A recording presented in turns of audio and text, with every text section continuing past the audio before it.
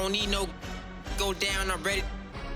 Hashtag youthful. I was like 15, 5 feet tall, trying to y'all on his. He only hang with the had a neck, cause in real life.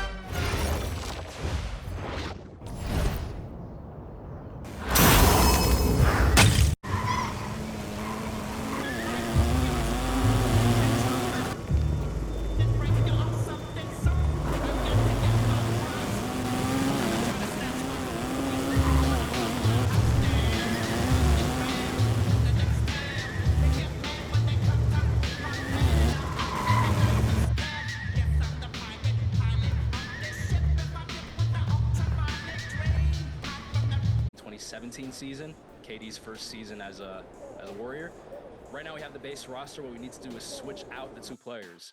I already have the player DNA set up, so you just go to import. I already have Steph Curry saved. We're gonna import him over LeBron.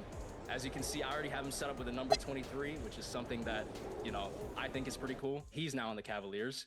And then obviously on the Warriors, since we're swapping he and LeBron, we're going to put LeBron over him. LeBron's wearing number 30, which is insane to look at. And then already, before we even start the simulation, Shaun Livingston's at the 1, which is pretty crazy.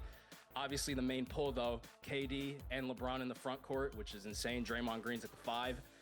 And in the case of the Cavaliers, Richard Jefferson is now starting at the 3, which is crazy. And then we have Steph Curry and Kyrie in the backcourt. So they're obviously the underdog. The Warriors are heavily favored, but if somehow they can pull off a championship, this duo, it'll be one of the craziest of all time.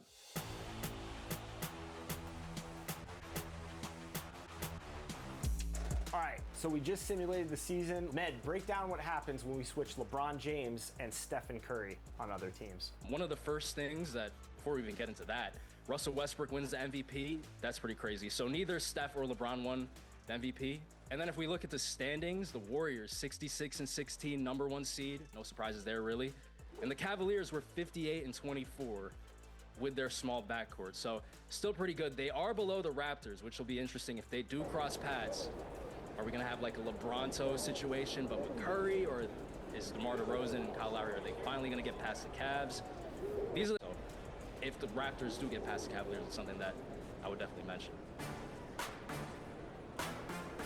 So I just simulated the first round. Cleveland 4-1 over Miami. Nothing too surprising there. The Golden State Warriors, they just swept the Utah Jazz in the first round. Now they're playing up against Denver. So it's actually going to be LeBron up against a young Jokic, which is also ironic from real life. LeBron wasn't able to beat him multiple times, so maybe here they'll finally get past him. We'll see. And then on the other end, on the Eastern Conference, it's Steph Curry and Kyrie up against Paul George. And after simulating that round, everything pretty much went as planned. Cleveland 4-1 over Indiana, 4-1. LeBron finally took down Jokic in a different universe. And now, Golden State Warriors, San Antonio Spurs.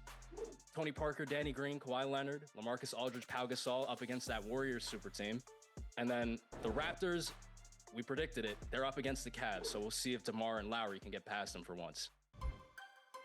And after simulating, the Raptors defeat the Cleveland Cavaliers 4-2. So we are not getting that classic LeBron and Steph matchup. The rivalry, the timeline has been completely messed up.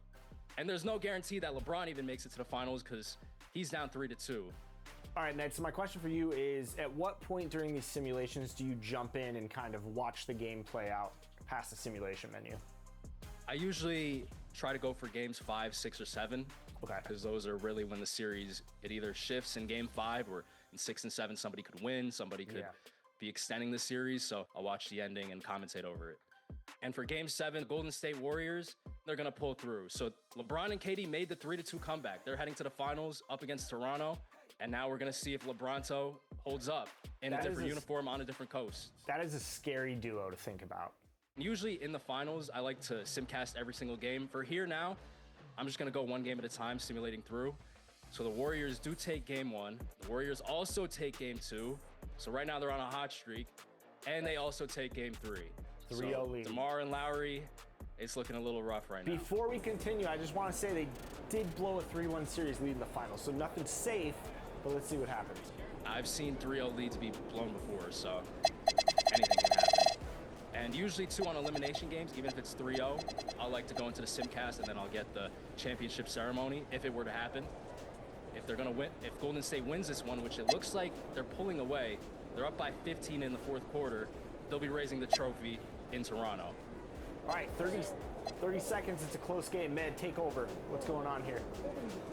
So we got Sean Livingston with the ball, 30 seconds left. He's gonna pass it down to Klay. Golden State trying to extend the lead. Klay Thompson in the post, scores on DeMar. It's a 5-point game, 23.9 left.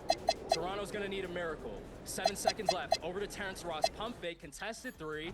He misses it, rebounded by Draymond. And the Golden State Warriors, LeBron and Kevin Durant, are going to win the NBA championship.